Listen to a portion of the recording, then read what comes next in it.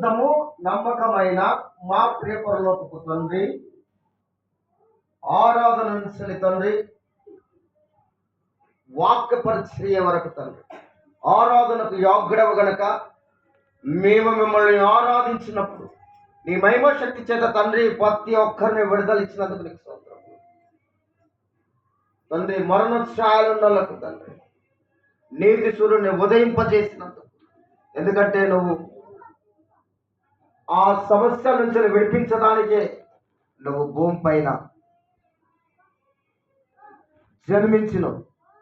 మాలో ఉన్న దరిద్రత, పాపము, శాపము, రుగ్మతలను పితృల యొక్క పాపము నుంచి విడిపించడానికి తండ్రి సింహాసనాన్ని వదిలిపెట్టి భూమిపైకి కృపా సత్య సంపన్నుడవై తండ్రి ఈ కాలంలో వాక్యము ద్వారా తండ్రి మా మధ్య సంచరిస్తున్నావు.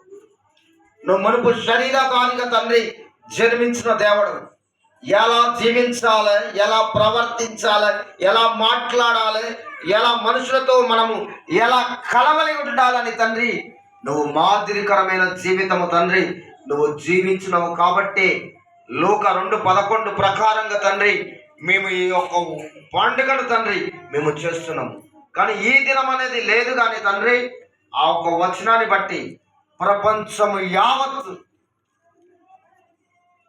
నీ పండుగను జరుపుకోవటానికి మీరు మాకిచ్చిన ఈ యొక్క కృతజ్ఞత పూర్వకంగా ఆత్మదేవుడా అయా మేము నీ నామాన్ని కొనియాడటానికి, గణపరచడానికి, కీర్తించడానికి, నీ నామాన్ని మహిమపరచడానికి మీరు మాకిచ్చిన ఈ యొక్క తరుణమును బట్టి నీ కృతజ్ఞతాస్తుతులు చెల్లిస్తున్నాను.